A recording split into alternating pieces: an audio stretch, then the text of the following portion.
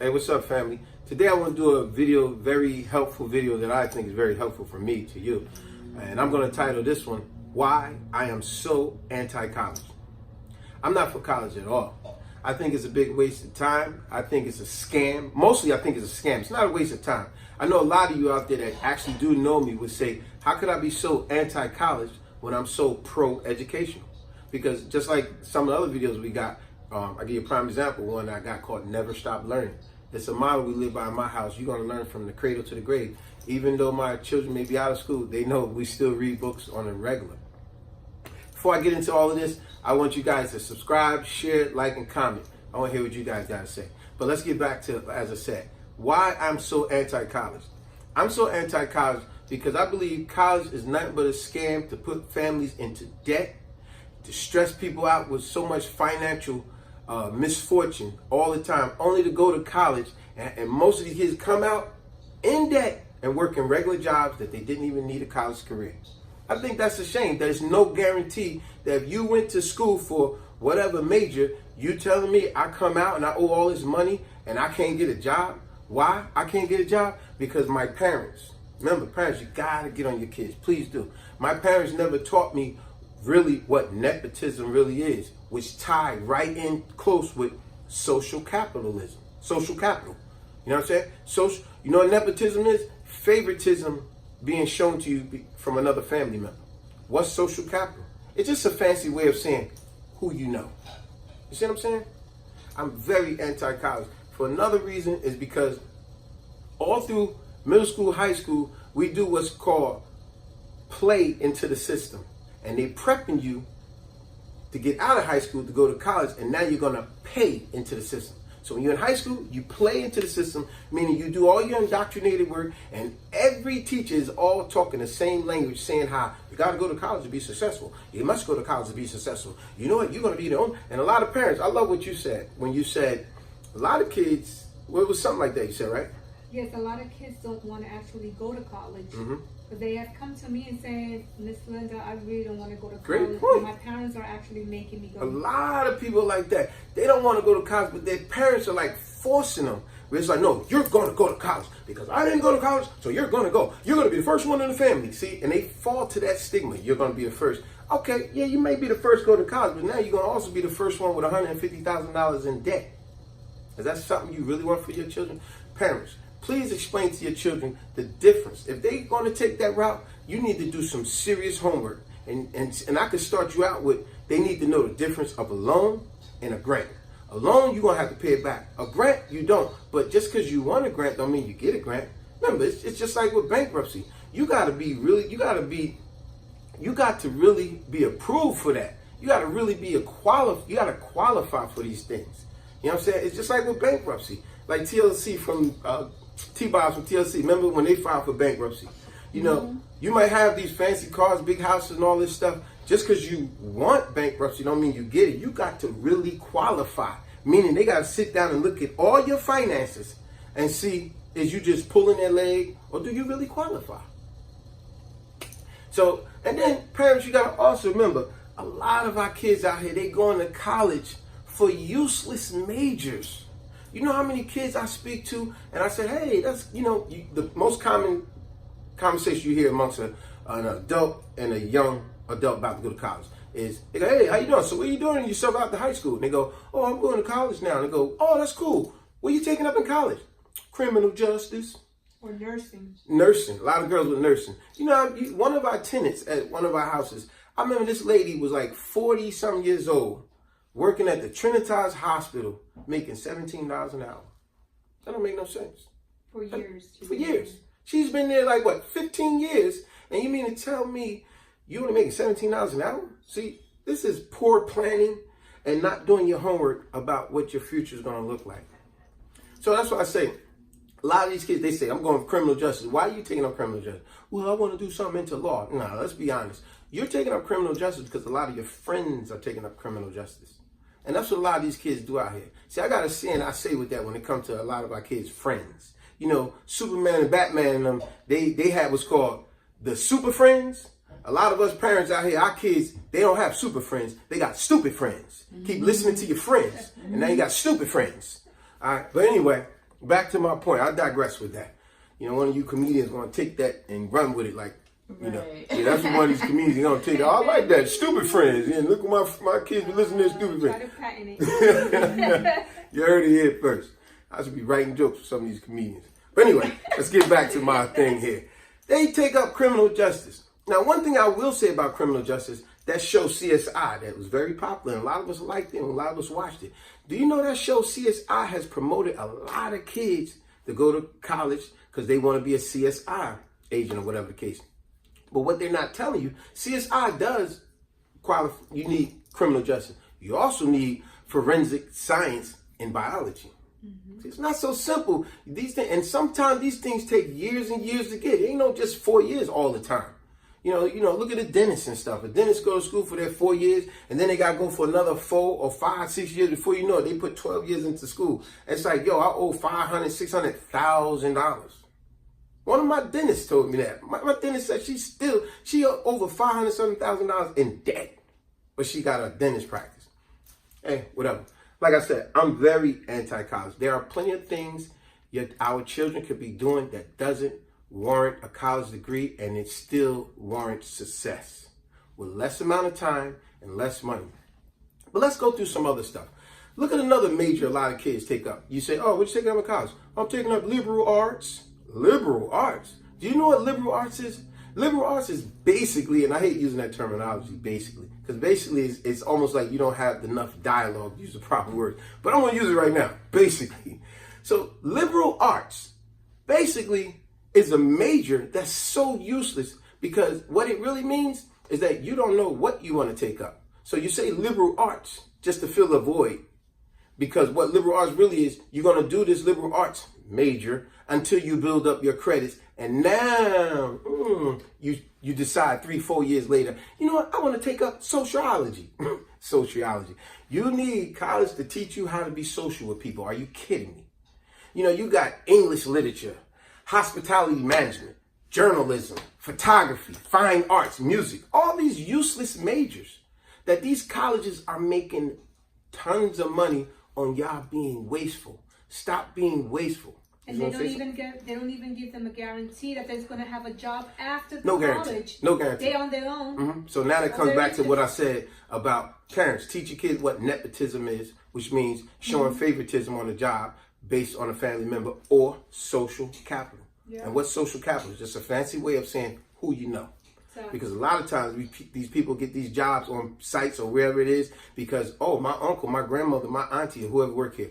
So what type of social capital have you been teaching your kids? Are you showing them, or you getting them engaged with other family members or friends that are very prosperous? Set them in that direction. Have them sit down and talk to them. So once again, I will keep saying this. I'm very anti-college because I don't believe a family should have to refinance their homes, take out these major loans, and put their kids in debt. And now this kid is $100,000 in debt working at Home Depot. You serious? It doesn't make sense. So anyway, let's talk about tuition. Another reason why I'm so anti-college. Do you realize tuition now is like quadruple what it was a bunch of years ago? It's ridiculous. The average tuition nowadays is anywhere from about $25,000 to $50,000 based on the college and the major that you are going to, especially if it's a private college. This is a lot of money. And if you're going to a community college, it's a lot cheaper, but it still ain't cheap. We're talking about $10,000, $12,000 a semester. This is crazy. Maybe even $15,000 for a community college, remember, based on your major that you pulling up. Now, that tuition, colleges don't care how much they charge you, because the fact of the matter is they know no matter how much they keep raising the tuition, these parents going to keep paying it, because it sounds so great to say, my son's in college. My daughter's in college. See, yeah, your daughter, your son is in debt. Now, I must take my hat off to the few out there, because if we had to go with a number, I'm just going to make up a number here. Let's say we had 100 students in college, and the 100 is really representing like millions, whatever. So let's say we had 100 kids in college. Do you know out of that 100, it's only about 8 of them who really follow through with their careers and become successful? The other 92 of the kids that went to college, they come out of college and they're working at a job that has absolutely nothing to do with the major that they went to school for. Mm-hmm. See, but they don't give you these numbers. And now, with the college tuition being so high, look at how these colleges could just charge you, overprice everything. Look at how they overcharge stuff. Look at King College over here. King College, they bought a conference table that cost $250,000 to $300,000. That they don't even use. Thank you. They don't even use the conference table, No, but they bought it. Why? It's easy to splurge with you parents' money when y'all don't care that the price keep going up. Y'all so indoctrinated to say, my kid go to college. Yeah, okay. You're going to put them in debt. Let's teach our kids better. I'm going to get to that in a minute. There are plenty of things they could be doing to be successful that don't warrant a college degree. And it won't put them in a depression, financial depression. All right? So why? Why do these colleges do that? Because they know they could do that because you're going to keep paying this tuition. Now, let's talk about, what was the thing? It was called, let's say with the kids that got $150,000. Let me explain something very important to y'all. Kids that have, let's say $150,000 student loan, 80, 70, whatever. Still a lot of money to a lot of people. Do you know the government has this thing that's called, where they will forgive your loan? But just because they forgive your loan, that don't mean, oh, we're going to forgive it and you owe us $80,000, we just going to let it go. No, they will forgive it, which what's called it's called a I wrote that. They will give it based on you following through with what's called a discretionary income.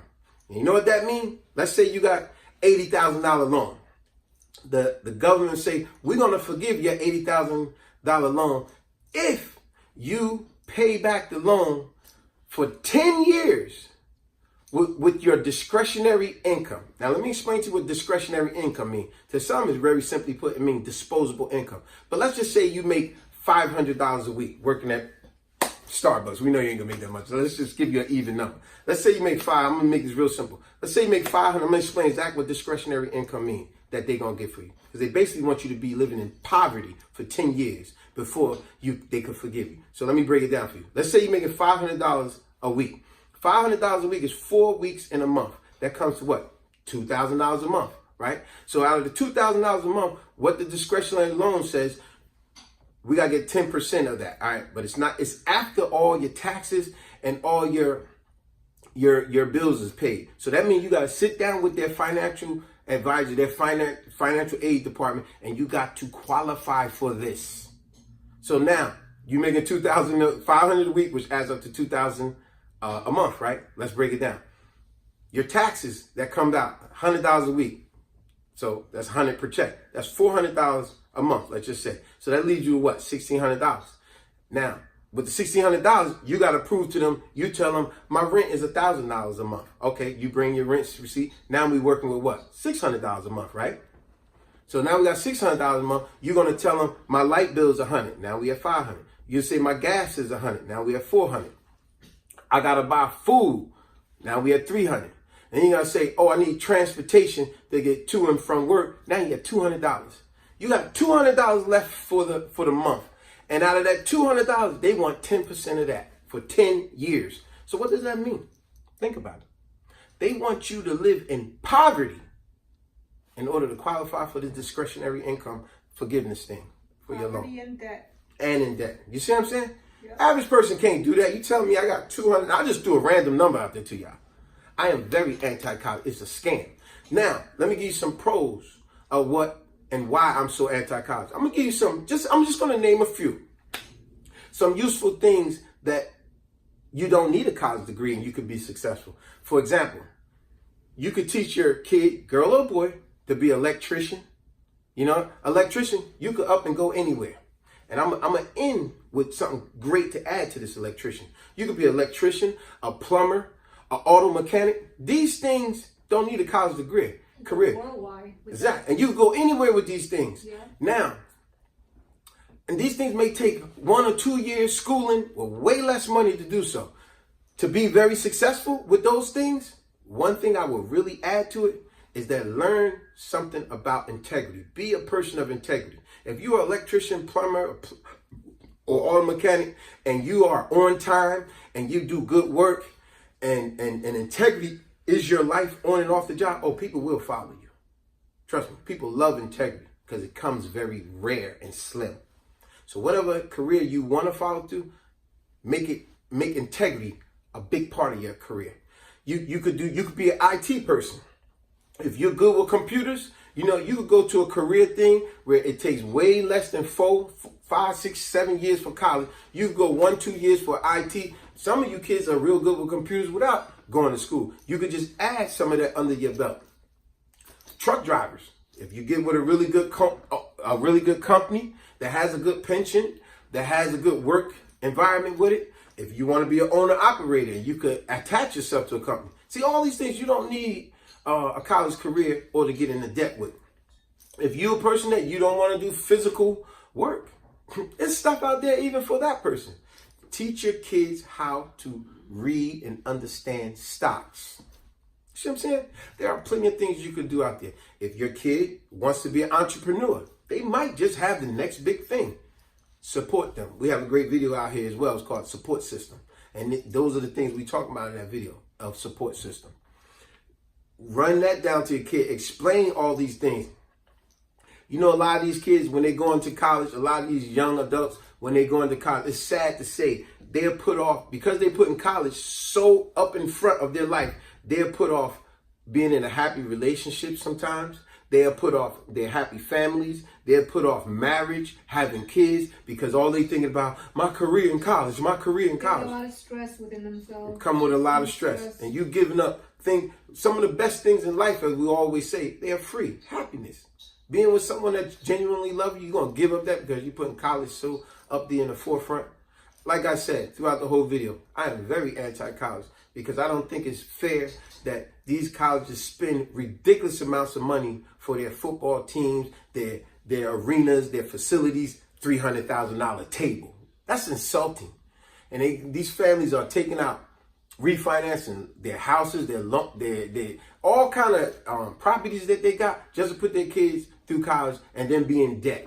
And then a lot of times these kids come out, and like I said, I know I'm being redundant here, they come out and the very major that they took up in school, they're not even following through with that. So like I said, folks, in high school, we play into the system. When we go to college, we pay into the system. You got to be smarter than that, folks. Remember, you could do very useful things that don't require college. And as I said before, I'm very anti-college. Very. You could do plenty of things that don't require college to be successful. But if you are going to go to college, parents, if your kid is going to go to college, let them understand the severity of what their plans are. They need to go to that college and see the layout. They need to understand what their finances are before going to college, what it's going to be once they sign on to that college, the difference between a loan and a grant. They need to understand your own family financial situation, because you don't want to put your family in debt. You know what I'm saying? This is not a pleasurable thing when you are in debt. And now you that kid on the bench smoking cigarettes all the time. And you stress the hell out. How the hell you going to get to work? And when I got to go to work, and I got to pay these bills. And damn, my college tuition is on my back. This is stressful. We don't want these things. So help your kids. Talk to them all the time about finances. Explain to them about the pros and the cons. You know, this is where you're going to be if you do go to college. If you're going to go, take it serious. Stop wasting your parents' time, your time, the college time, and anyone else's time by taking these useless majors, and you really just going to college to be a 4-year vacation of partying and playing around. But then you're coming out, now you're in debt. It's your future. It's your future. So if you're serious about college, take it serious. Learn everything about where it's going to put you years from now and how serious you are. If you're not serious about college, you need to tell your parents and have a mature conversation with them. Not a argumentative conversation with your parents, but a mature conversation, and explain to them why you don't want to go to college. Because your parents might have a greater idea that you should go. You just don't see the vision. But if you got a better vision, you should have a mature conversation with your parents. Sit down and give them a layout. Just like if you was running a business, you have to explain to them your perspective and your plans for the future. And you're going to explain to them why you think it will work, what you want to do. And let's be serious about what you want to do. Stop being wasteful, because you do not want to be stressful. And on that note, folks, thanks for listening. Subscribe, share, like, and comment. Peace.